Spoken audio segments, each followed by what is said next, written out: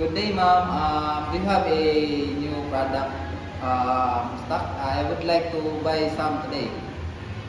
I'm sorry, sir. We're currently out of stock because our last shipment got delayed. It should arrive soon, but it's been over 2 weeks now. Sir, it's been 2 weeks. My shelf is empty and the customers are very frustrated. What's going on? I know I've been trying to get updates, but there's have been supply chain disruption. We're doing everything we can. Thanks for the update. It's clear we need to address this quickly. Let's discuss how we can resolve it before it affects customer satisfaction further. What's causing the delays? Ma'am, can you explain? Global supply chain issues have caused factory shutdowns and transportation delays. We're experiencing longer lead times than usual. We've been trying to expedite shipments, but the disruptions are outside our control. Our priority is to get the stock as soon as possible. It's impacting my sales and customer goodwill. I need a plan to manage this. I just wanted to buy that product today. This is a challenging situation, but teamwork can help. Let's develop a plan. I can send partial shipments of the available stocks immediately to reduce the impact. That would be.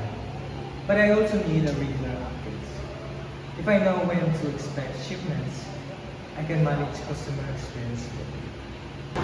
We're negotiating with alternative logistic providers to speed up shipment. If we can get expedited shipment and prioritize the orders. Great!